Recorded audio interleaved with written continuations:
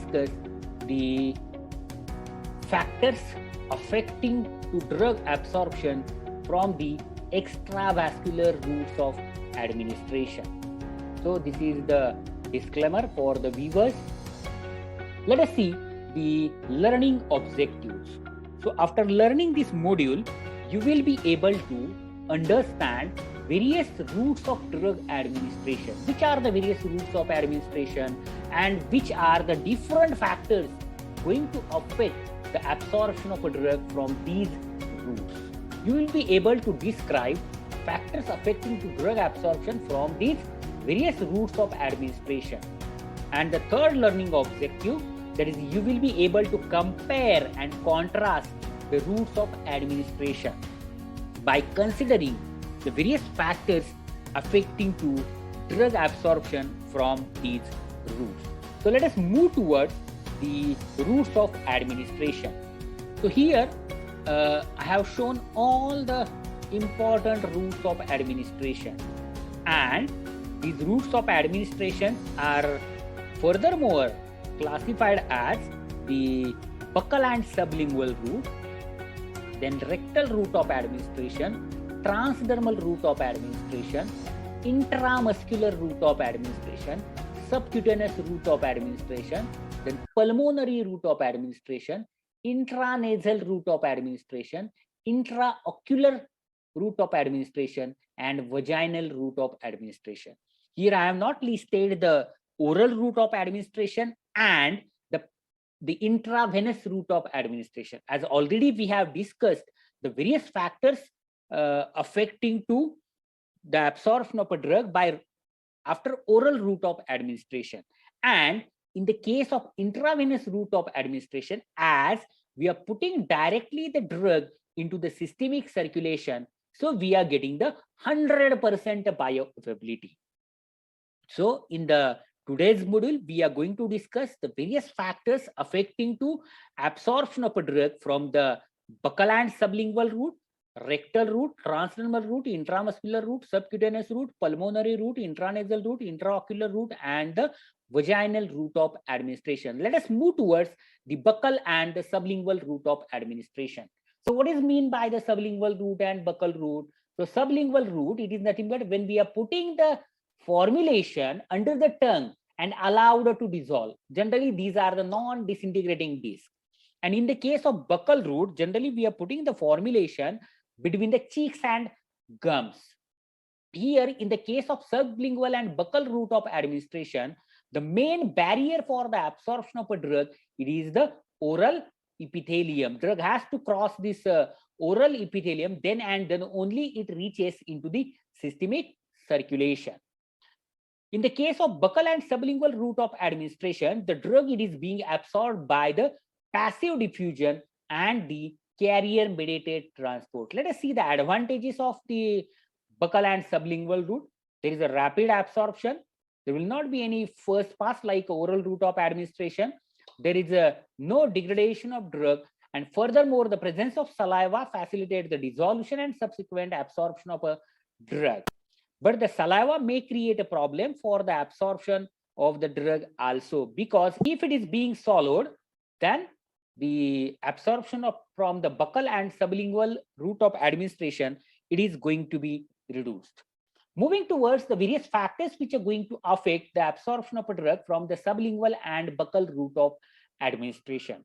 Very first and important thing which needs to be considered in the case of sublingual and buccal route, that is the surface area. Surface area which is available for the absorption of a drug, it is very, very less in the case of sublingual and the buccal route of administration. That is very important thing when we are comparing it with the oral route of administration.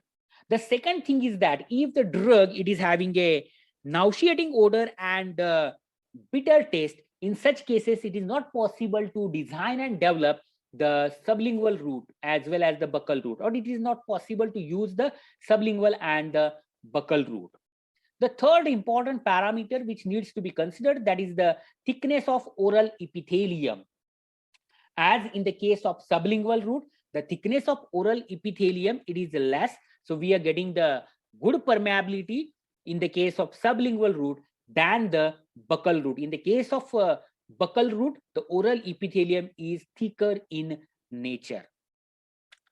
Then sometimes the sublingual as well as the buccal route, it is going to act as a storage compartment. Drug, it is going to be retained over there only for a long period of time, or it is going to be circulated there only. It is being secreted in the saliva, it is going to be absorbed back likewise. Then in certain cases, the drug, it is going to bound to the oral mucosa. If the drugs are going to be bound to the oral mucosa, in these cases, the absorption of a drug, it is going to be reduced, or such drugs are not suitable for the sublingual or buccal administration of the drug. Yet another important factor which needs to be considered, that is the pH of saliva. Salivary pH, it is approximately 6. So the drugs which are ionized in at pH, salivary pH, such drugs are not going to be absorbed well. The drugs which are unionized at a pH 6, it is going to be absorbed well from the buccal as well as the sublingual route. Then drug should possesses the salivary solubility, then and then only it is going to be absorbed. As for the good permeability, drug should have the sufficient lipophilicity, slightly higher than the which is required for the GIT, isn't it? Then and then only it is going to be absorbed. And also it should have the sufficient aqueous solubility, means biphasic solubility it is required to get the good absorption from the buccal and the sublingual route of administration. The drugs which are given by the buccal and sublingual route of administrations, like anti-anginals, antihypertensives, analgesics, and the bronchodilators. So these are the certain factors which are going to affect the absorption of a drug from the buccal and sublingual administration of drug. So this is about the buccal and sublingual administration. Let us move towards the rectal administration. There are certain drugs are there which are given by the rectal route of administration. For example, solutions, then the suppositories, enemas, isn't it? So many few formulations are there which are available in the market, which are given by the rectally, like solutions and the suspensions. Generally, solution shows the higher absorption than that of the suppositories, isn't it? Suppository, it is yet another formulation which is given by the rectal route. So before discussing these formulations, let us see some anatomical and physiological features of the rectal route. So the rectum, it is having the length of 10 to 15 centimeter with a surface area 200 to 400 centimeter square. So comparatively, its length, it is very short, as well as the surface area available for the absorption, it is also very low. It is used for unconscious old patients, and in the case of children also, if the children are suffering from fever, generally the rectal route of administration or paracetamol suppository, it is inserted. And furthermore, it is used for the unconscious old patient when the other routes are not available, like parenteral as well as the oral route of administration. This rectal route of administration is used to control the nausea and vomiting, then the pain, then the fever and the seizures. If the patient is suffering from uncontrolled seizures, generally the diazepam suppository is given. As by considering the dosage form related factor, that is the solutions and suppositories, when we are comparing, solutions shows the rapid absorption than that of the suppositories, because in the case of suppositories, the drug, it is dissolved or dispersed into the semi-solid mass, while in the case of solution, drug, it is present in the dissolved state. So dissolution step is not present over there, and the drug, it is going to be absorbed well from the solution formulation. In the case of suppositories, there are certain bases are there which irritates the rectal lining, rectal mucosa, and which furthermore promotes the deification as well as the loss of formulation and the drug from the rectal cavity, and thereby reduces the absorption of a drug from the rectal route. There are certain drugs are there which are going to irritate the rectal mucosa. Such drugs are also not suitable for the rectal administration. Then rectal route, if we want to terminate the exposure of a drug, it's very easy. In the case of rectal administration, the absorption may be variable, isn't it? And it is slow due to the limited surface area. It is good for the drug which affects the bowel, such as laxative. There is a need to consider the pH of rectal fluid, that is, it is approximately 8. So the drugs which are unionized at a rectal pH, they are going to be absorbed well. As the movement of formulation in the rectum, it is very important. If formulation it is present in the lower half, the whatever absorbed drug, it is going to bypass the first pass metabolism, isn't it? And if it is moved to the upper region, definitely the drug it is going to be metabolized. The drugs which are given by the rectal route of administration, like certain analgesics and the antipyretics, then the barbiturates, then theophylline and the diazepam. So this is about the rectal administration. So moving towards the next route of administration, that is known as the topical administration. Topical administration, it is confused with the transdermal administration, isn't it? Topical, it is something related to the local action, and transdermal, it is related with the systemic action of the drug. Both the formulations are applied externally onto the skin. So topical formulations are generally used to deliver the drug to skin for its local action. Local action, for example, antibacterial, antifungal, isn't it? If the formulation it is for the systemic effect, then it is said to be the transdermal drug delivery system. So what is the systemic effect? Systemic effect, it is nothing but the through the skin, the drug it is going to be entered into the dermal layer, and from the dermal layer it reaches to the systemic circulation, and the drug it is going to elect their pharmacological action. So in certain cases the systemic effect is desired. In these cases we are using the transdermal drug delivery systems, for example the patches.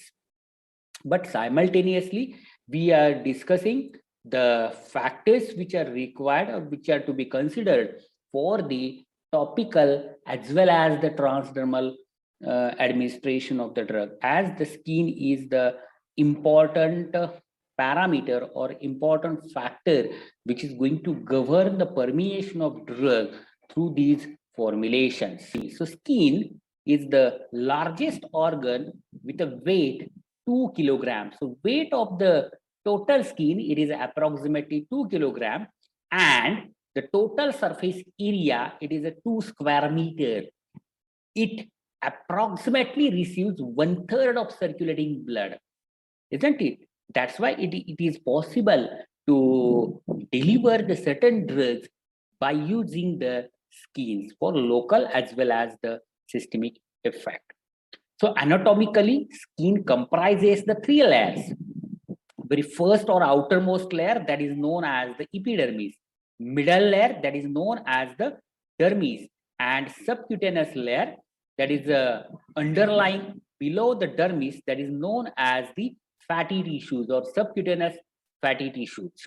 So epidermal layer comprises the various strata, and outermost layer, that is known as the stratum corneum, isn't it? Dermis, it comprises the veins, arteries in the form of capillaries, and they are going to supply the nutrients to the epidermal layer. So the dermis, it is a highly vascular region, and the drug permeating this region reaches to the blood. If the drug is going to cross the epidermal barrier, epidermal layer, it reaches to dermis layer, and furthermore, it reaches into the systemic circulation, and thereby it leads its pharmacological action. As epidermis, it comprises the various strata and outermost layer that is known as the stratum corneum. So this outermost layer, it is almost dead, keratinized, and metabolically inactive. So whatever the cells which are present on the outermost layer of the skin, it is known as the stratum corneum, and it is a dead keratinized tissue. And below the stratum corneum, there are various other strata are also present in the epidermal layer. Stratum corneum, it is going to act as a main rate limiting barrier for the permeation of drug through the skin. Here, the permeation, penetration, or absorption through the skin, the main barrier is the stratum corneum. Unless and until the drug is not having the sufficient lipophilicity as well as the hydrophilicity, the drug it is not going to cross this barrier. Here, in the case of stratum corneum, drug should have the sufficient lipophilicity. Then and then only the drug it is going to cross the stratum corneum barrier.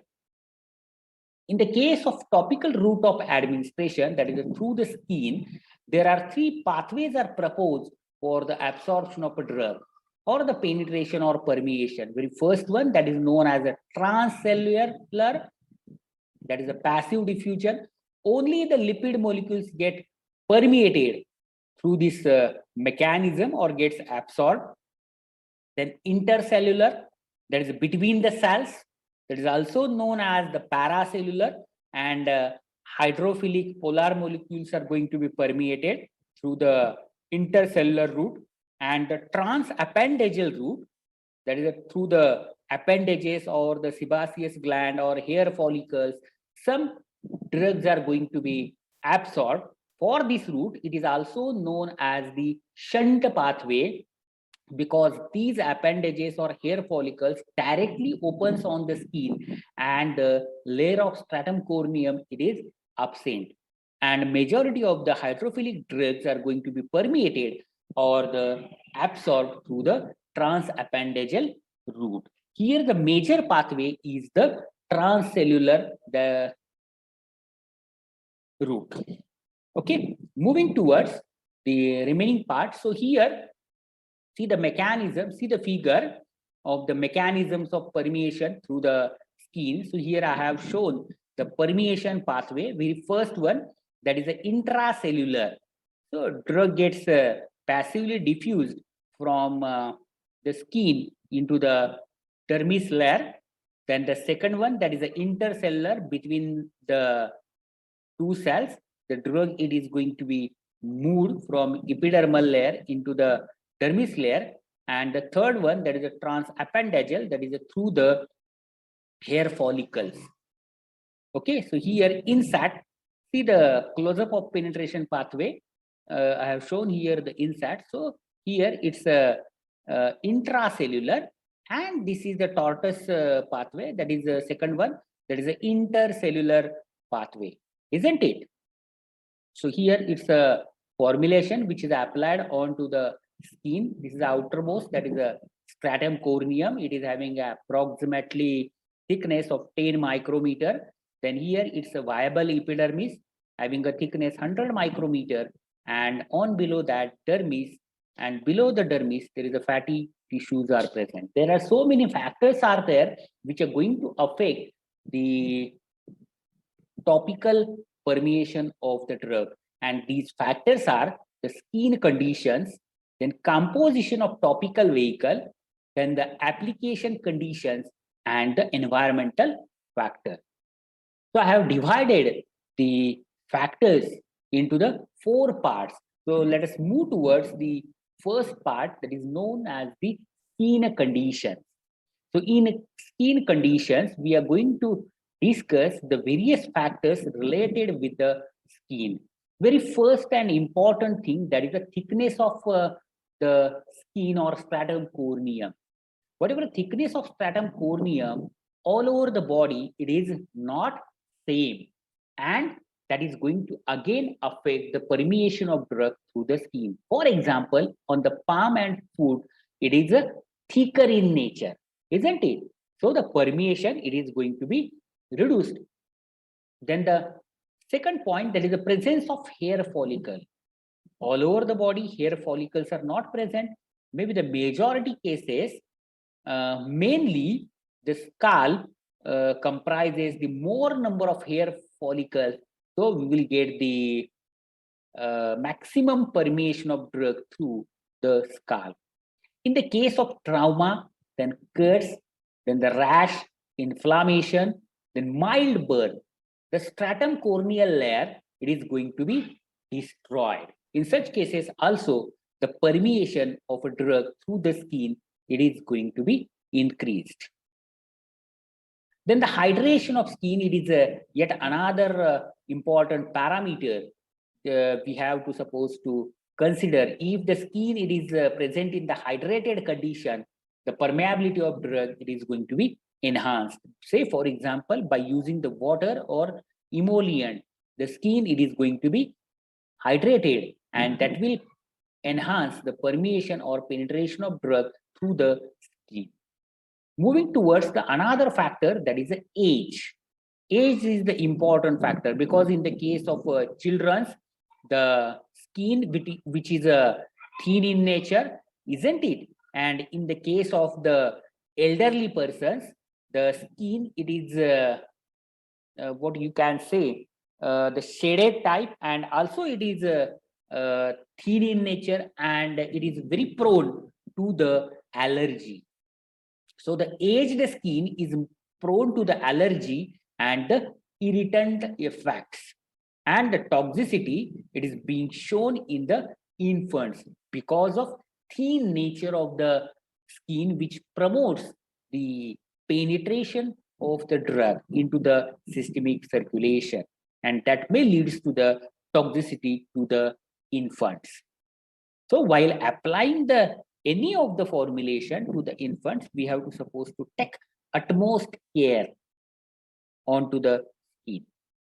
Then the skin also comprises the microflora. Some of the microorganisms are present on the skin, and they are also responsible for the metabolism of the drug. And we have to suppose to consider this these things also towards the pH of skin. pH of skin, it is generally 4 to 6. So the drugs which are ionized at this pH, particularly 4 to 6, such drugs are not going to be absorbed well through the skin. If the drug, it is present in the unionized form, which is having a sufficient lipophilicity, then and then only drug, it is going to be going to cross the skin. Moving towards the surface lipids, there is a skin surface lipids. The sebaceous glands which are present on the skin, they are going to secrete the lipids, and they are present, or they are going to form the layer on the skin surface, and it is going to affect the permeation of drug through the skin. So this is about the skin condition which is going to affect the absorption of a drug when we are applying the drug topically, like a thickness, trauma, hydration, age, skin microflora, then the pH of skin, and the surface lipids. Moving towards the composition of topical vehicles. As you know that generally we are using the solutions, emulsions, ointments, creams, pastes, which are applied onto the skin. So we are using the various bases to prepare these preparations. If the drug, it is present in the dissolved state, such drugs are going to be absorbed well than the dispersed one. If the drug, it is present in the dispersed state, such drugs are having the low permeability through the skin. Then the use of permeation enhancers. No doubt, skin, that is stratum corneum, it is major barrier for the permeation of drug, and we have to suppose to use the certain chemicals which are going to act as the permeation enhancers. So when we are using these permeation enhancers, they are going to increase the permeability of drug through the skin. For example, dimethyl sulfoxide, then the DMF, then the bile salts, and the PEG. So this is about the composition of the topical vehicle. Moving towards the next factor, that is the application condition. How we are applying the formulation onto the skin. Say for example, rubbing. Rubbing increases the blood flow towards the skin, and that will furthermore enhance the absorption of a drug through the skin. Then occlusion, it is yet another important factor. Suppose that we have applied the ointment which comprises the hydrocarbon bases. They are going to form the occlusive film, and thereby they prevent the evaporation of the secreted water and promotes the hydration of skin, and furthermore increases the absorption of the drug. Then the loss of vehicle. There might be chances of loss of vehicle or loss of base from the site of application. It may be due to the evaporation of vehicle also, that may alter the drug absorption. So this is about the application conditions. Moving towards the certain external factors. No doubt, we have to suppose to consider the external factors like humidity and temperature. If there is a higher humidity and temperature, which increases the hydration as well as blood flow towards the skin, and furthermore, that will increases the permeability. Then the grooming, it is related with the bath and the type of soap which is used, isn't it? If there is an extensive bathing, no doubt that will increase the hydration of skin and furthermore the permeation through the skin. Then exposure towards the certain chemicals. Say for example, solvent. If the skin it is exposed to the certain organic solvents, that will increase or enhance the permeability of the drug through the skin. Then the chronic use of certain drugs, for example, salicylic acid, which increases the permeability towards the drug. So these are the some of the factors which are going to affect the absorption of a drug from the topical route of administration. Moving towards the what is mean by the ionotophoresis and what is mean by the phonophorosis. As the stratum corneum, it is one of the major barrier for permeation of the drug. So there are the certain technologies which are available with us, which increase the permeation of the drug. And these techniques like ionotophoresis and the phonophoresis. So in the case of ionotophoresis, the delivery of ionic drug into the body by means of an electric current. The electric current is applied and the cation or anion, it is going to be permeated through the skin. And the second technology, that is the phonophoresis. In the case of phonophoresis, we are using the ultrasound to increase the permeability of drug. That is the movement of drug molecule through the skin under the influence of ultrasound. There are various drugs which are given by the topical as well as the transdermal route of administration. In the case of topical route of administration, we can use certain antibacterials, antifungals, protectives, emollients, and so on. In the case of transdermal, it is possible to use the nitroglycerin, then the lidocaine, scopolamine, betamethasone, and so on. So this is about the topical administration. Let us move towards the next route of administration, that is the intramuscular administration. Look at the figure. So here, this is the skin layers, isn't it? And this is the muscle. So when we are injecting the solution into the muscular region, then it is said to be the intramuscular administration. In the case of intramuscular administration, we are getting a rapid absorption than the subcutaneous administration. It is slower than the intravenous administration. As intravenous administration, we are putting directly drug into the systemic circulation. So we are getting the 100% bioavailability. Okay. The factors which needs to be considered for the intramuscular administration, very first point, there is a vascularity of the injection site. Vascularity means what? The blood flow towards the specific site. If blood flow towards the specific site or injection site, it is more, definitely we will get the higher absorption or rapid onset of action. There are three regions are used. So look at the figure. So here it's arms, then this is the thigh region, and this is here it's a buttocks. So we are getting the maximum or higher absorption in the arm than the thighs than the buttocks, right? If there is a hypotension to the patient, that may decrease the absorption of a drug, because in the hypotension, blood flow towards these specific injection site, it is going to be decreased. So in this way, the vascularity of the injection site, it is going to affect the absorption of a drug from the intramuscular administration. Let us see the lipid solubility and the ionization. If the drug it is present in the unionized form and it is lipid soluble, such drugs are going to be absorbed well than the hydrophilic ionized drug. If we have given the drug and it is present at the injection site in the unionized form, such drugs are going to be absorbed well than that of the polar, hydrophilic and ionized drug.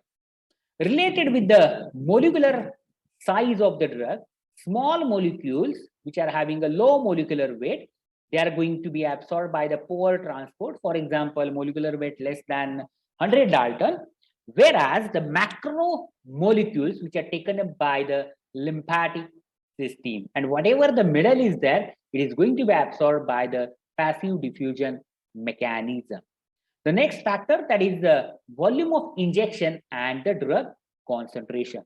If we have injected the high volume of injection in a concentrated form, such cases, we are getting the maximum absorption than the low volume with a diluted form. Moving towards the next factor, that is the pH, composition and viscosity of the injection. So very first parameter, that is oily and non-aqueous water miscible vehicles, shows the slow absorption. Reason behind is that the drug it is present in the viscous solution, that is either oils or the non-aqueous water miscible vehicles, say for example PEG, propylene glycol and so on. There might be chances of precipitation of drug, and from that it is going to act as a depot, and the drug it is going to be slowly absorbed from the such a formulation. The next factor, that is the viscosity of the solution or the formulation.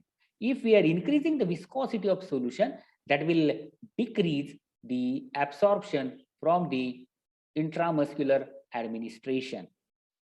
If the injection it is either highly acidic or highly basic in nature, it gets precipitated at injection site and it is going to be absorbed slowly.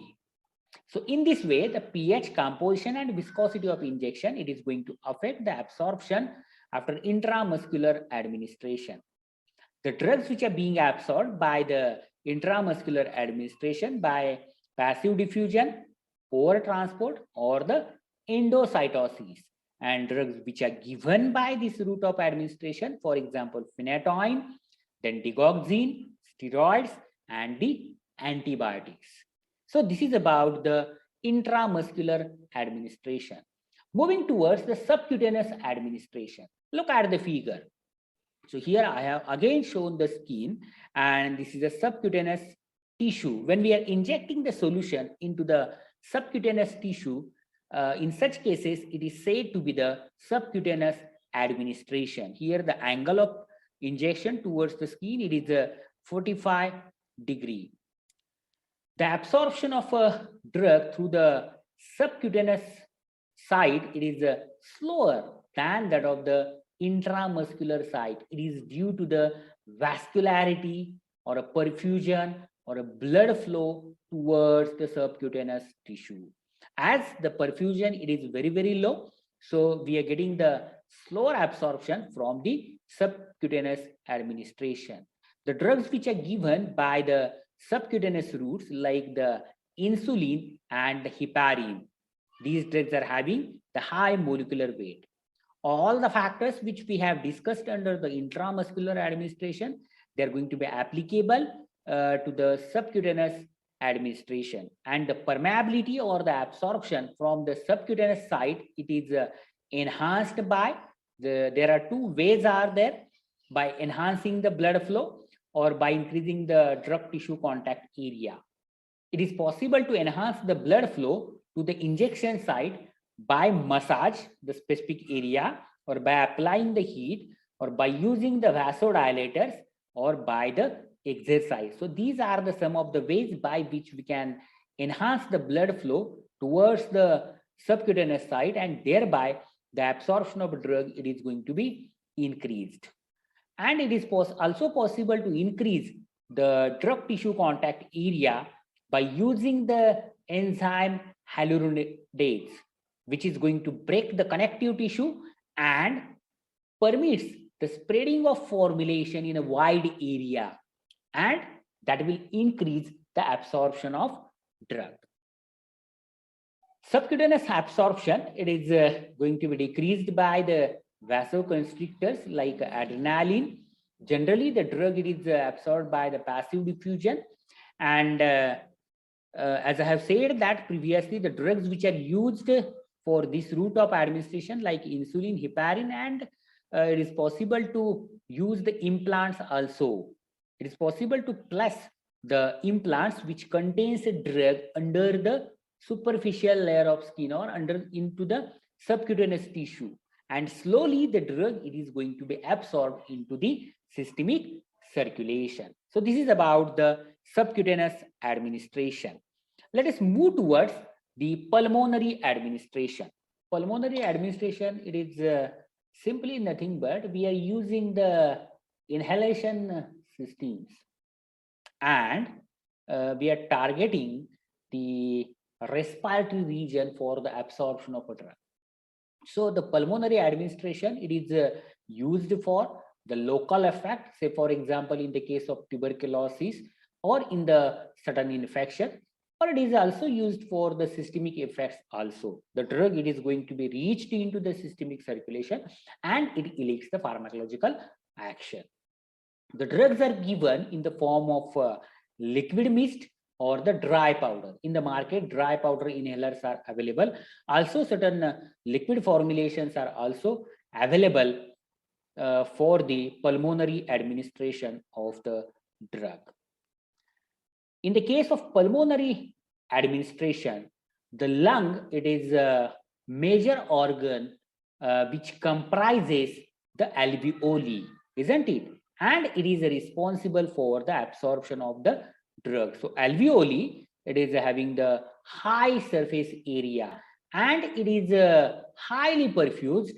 The drug, it is going to be absorbed well, or drug shows the high permeability through after pulmonary administration.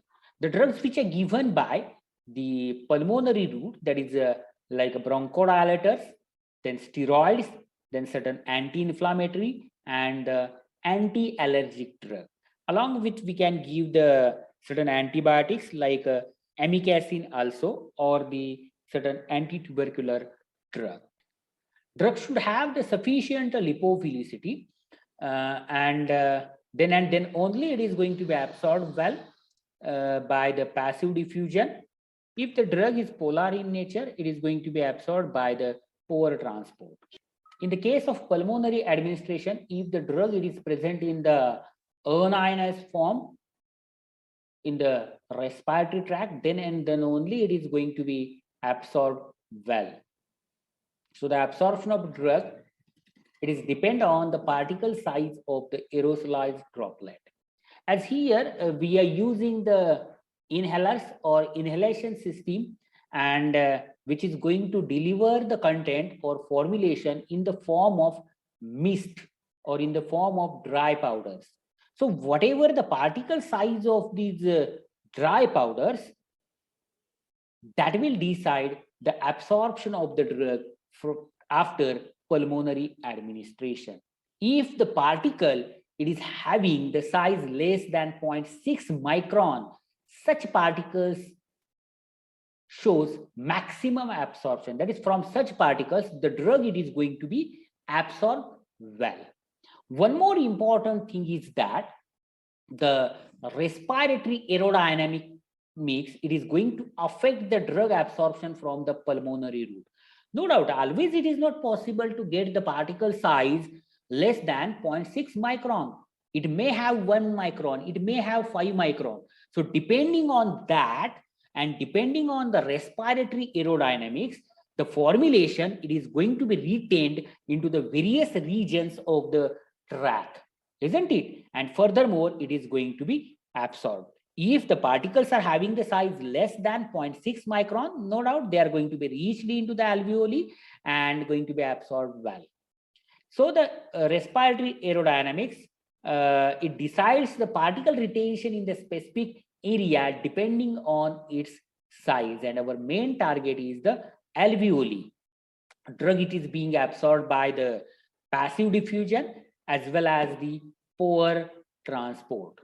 The drugs which are given by the pulmonary route, for example, salbutamol, cromolyn, beclomethasone, and the amikacin. So this is about the pulmonary administration. And so let us move towards the next route of administration, that is the intranasal administration. If the drug it is given by the nasal route, then it is said to be the intranasal, isn't it? In the nasal cavity, the mucosal lining is there, and from that, the drug it is going to be absorbed into the systemic circulation.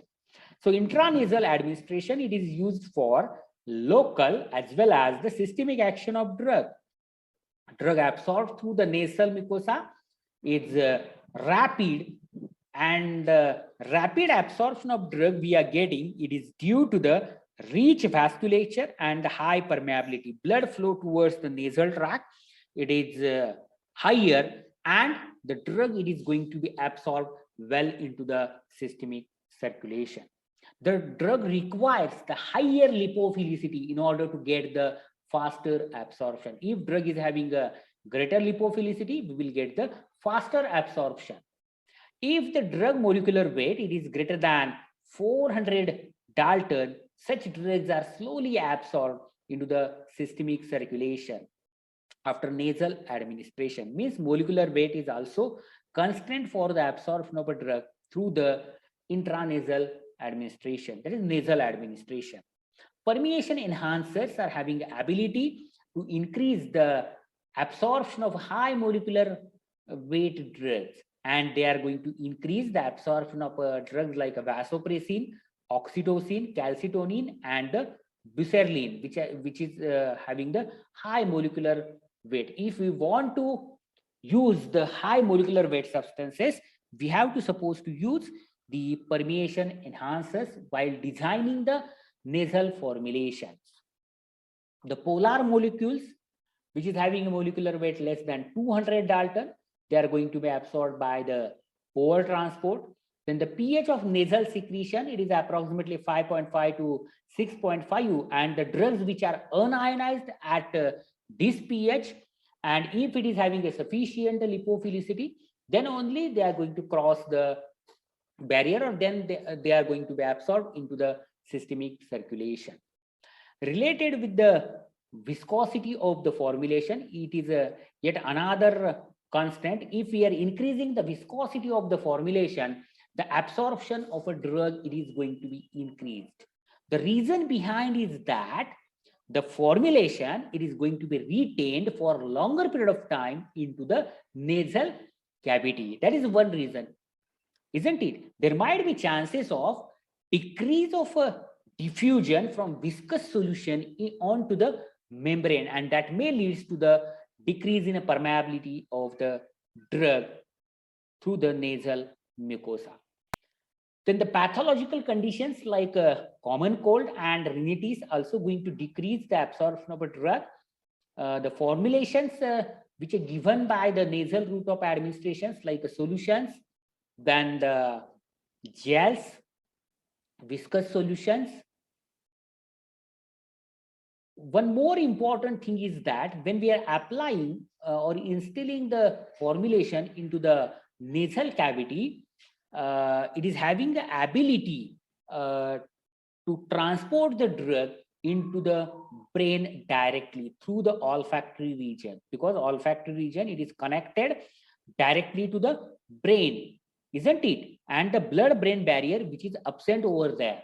So it is possible to target the CNS by using the nasal drug delivery system, that is by using the intranasal administration of the drug. So the drugs are being absorbed by the passive diffusion and oral transport.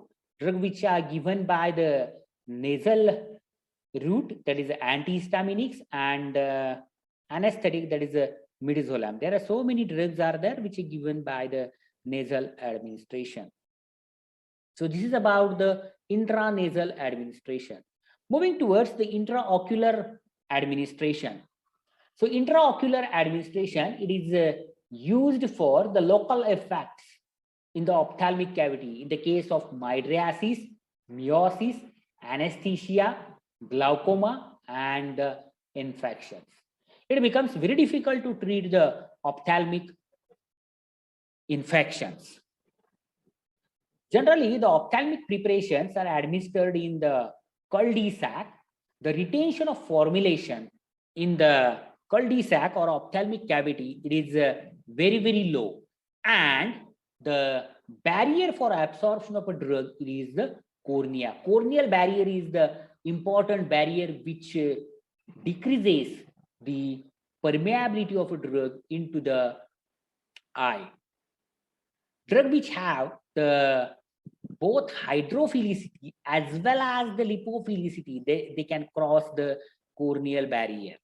But one more aspect is that if the formulation, it is not retained for a longer period of time in the cavity due to the lacrimal drainage or tear flow, furthermore, it decreases the absorption through the cornea, as well as the rate of blinking, it is going to affect the absorption or the retention of formulation onto the cornea. If the pH of formulation, it is low, it increases the lacrimal drainage and the tear flow. If means it's simply, if the lacrimal flow as well as the tear flow, it is going to be increased, that will decreases the absorption of a drug. Formulation, it is not going to be retained into the ophthalmic cavity. The ophthalmic cavity is having a capacity to hold only the 10 microliter. And if we are instilling the extra amount or extra volume into the ophthalmic cavity, it is not as such useful. So we have to suppose to apply the concentrated form of the solutions or viscous solutions into the ophthalmic cavity. Viscosity modifiers which are going to increase the corneal contact and which increases the absorption. If we have prepared the formulation which comprises the viscosity imparters, they are going to increase the viscosity of formulation and furthermore the retention of formulation into the cavity. Then it is possible to use the mucoadhesive agents also. They are going to increase the residence time of formulation into the eye. For example, chitosan. Chitosan, it is going to be act as a mucoadhesive agent and which increases the retention of formulation for the longer period of time into the eye.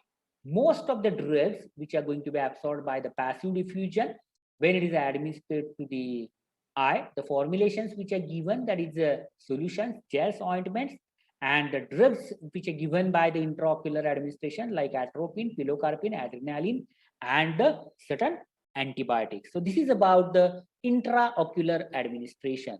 Moving towards the last group, that is a vaginal administration. The vaginal administration, it is used for the local effect in the case of bacterial and fungal infection, and furthermore, its use is extended for the contraception. It is also used for the systemic delivery of the certain contraceptive. It is going to avoid the first pass metabolism. That is one of the advantage. The pH of vaginal fluid, it is approximately, or lumen, it is approximately 4 to 5. And if the drug is unionized at this specific pH, having a sufficient lipophilicity, then it is going to be absorbed well through the vaginal mucosa. Vagina, it comprises the certain microflora, and they are having the ability to metabolize the drug and thereby reduces the absorption of a drug. Most of the drugs which are going to be absorbed by the passive diffusion mechanism. Viscosity, it is yet another factor. It is going to affect the absorption of the drug. Then mucoadhesive agents, they are going to increase the residence time of the formulation. There are certain bioadhesive or mucoadhesive polymers are there, and we have to supposed to use these polymers, and they are going to increase the residence as well as the absorption of the drug. The formulations which are given by this route, that is the solutions, gels and tablets, and the drugs which are given by the vaginal route, it is the antibiotics, steroids, contraceptives, and the metronidazole, and so on. So this is about the vaginal administration. So herewith we have finished the extravascular routes of administration, that is factors affecting to extravascular route of administration. So in a summary, in this module, we have discussed the various factors which are going to affect the extravascular routes of administration, like buccal and sublingual administration, then the rectal administration, then the transdermal administration, intramuscular administration, subcutaneous administration, pulmonary administration, then the nasal administration, intraocular administration, and the vaginal administration. So these are the few references I have used for the chapter drug absorption, that is biopharmaceutics and pharmacokinetics by Brahmankar and Jaiswal, then applied biopharmaceutics and pharmacokinetics by Shargel, then pharmacokinetics by Milo Gibaldi, then biopharmaceutics and pharmacokinetics by P.L. Madan, then clinical pharmacokinetics by Roland and Tozer, and the last one, that is the basic pharmacokinetics by Zambhekar and Breen. So thank you very much. Hope all of you have understood the things which we have discussed today.